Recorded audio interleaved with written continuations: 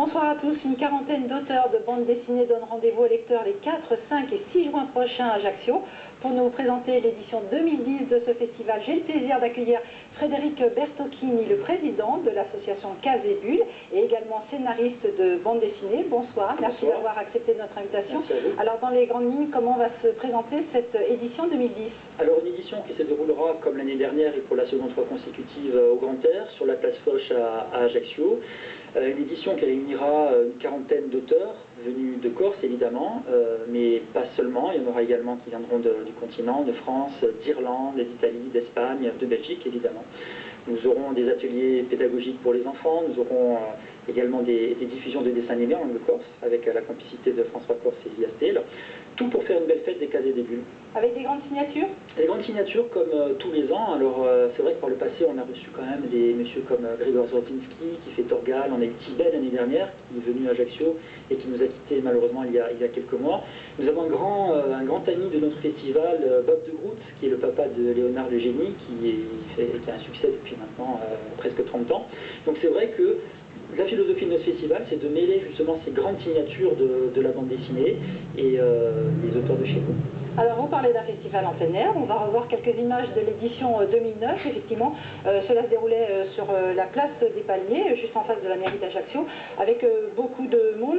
Un festival d'été, est-ce que c'est pour se différencier du festival de Bastia qui lui se déroule en hiver? Pas du tout. Alors nous avons, nos petits premiers festivals en fait étaient réalisés dans le Palais des Congrès, tout simplement parce qu'on voulait vraiment faire de très belles expos, on voulait faire des diffusions de films d'animation de qualité. Et puis on s'est dit sur la durée, déjà il y avait beaucoup de monde, donc on commençait vraiment à étouffer au Palais des Congrès, on arrivait, on dépassait les 15 000 visiteurs, presque les 20 000 visiteurs, et vraiment c'était compliqué. Et on a voulu vraiment faire vivre ce festival tout simplement dans la rue.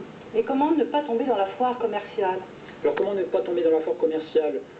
Alors déjà, c'est peut-être pas péjoratif la foire commerciale, et puis de la bande dessinée quand même, ça reste un art, ça reste le 9e art. Je pense que les gens qui viennent et qui s'arrêtent sur ces stands-là, ce sont des gens vraiment qui sont à la recherche déjà de cet art-là que sont la littérature ou le dessin.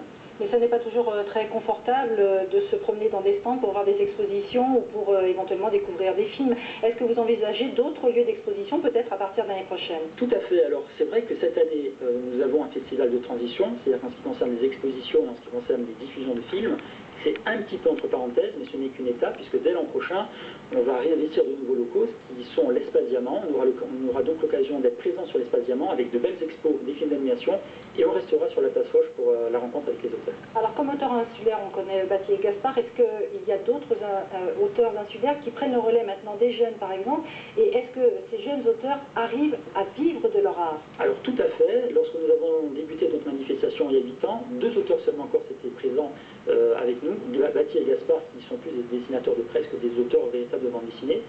Et avec le temps, peut-être grâce aussi à notre festival, de nombreux auteurs sont venus un petit peu taper à la porte, des auteurs qui, je crois on peut le citer, il y a Nino, il y a Federson, il y a Alain Chan, il y a Biancaré, il y a Serge Miguel, il y en a une douzaine aujourd'hui qui seront présents dans notre festival. C'est une vraie fierté pour nous de leur laisser cet espace d'expression. Est-ce que la bande dessinée c'est toujours de la fiction ou bien est-ce qu'elle s'appuie de plus en plus sur l'histoire avec un grand H? Je pense que dans la BD vous avez tout. Vous avez de l'élitisme, c'est-à-dire que vous pouvez trouver des ouvrages historiques avec un grand H très pointu, vous pouvez avoir de l'humour, vous pouvez avoir de l'héroïque fantasy, des genres propres à la bande dessinée.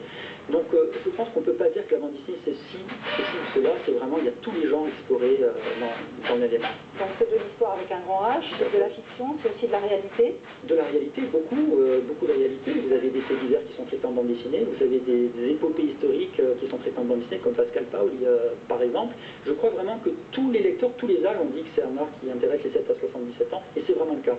Alors on se doute que les amateurs de bande dessinée vont évidemment aller à ce rendez-vous, mais pour quelqu'un qui ne serait pas familiarisé avec cet art, qu'est-ce qui pourrait l'inciter à se rendre à ce festival? Alors moi je pense que la BD c'est un outil extraordinaire pour rentrer dans le monde de la lecture et de l'édition. C'est vrai que les gens par exemple qui lisent pas beaucoup, qui sont un petit peu effrayés par des gros livres, c'est beaucoup plus facile avec de l'image, avec de la bande dessinée. Et moi vraiment je conseille vraiment les parents d'inviter leurs enfants à se diriger vers des albums de bande dessinée de qualité. Peut-être qu'ils deviendront de grands lecteurs et après, c'est toujours intéressant pour la suite. Eh bien, nous espérons qu'ils suivront vos conseils. Je vous rappelle que le Festival de la bande dessinée se déroule les 4, 5 et 6 juin prochains à Ajaccio. Tout de suite, l'information sur France 3 Corse avec le Corsicaser présentée ce soir par Delphine Léonie. Bonsoir.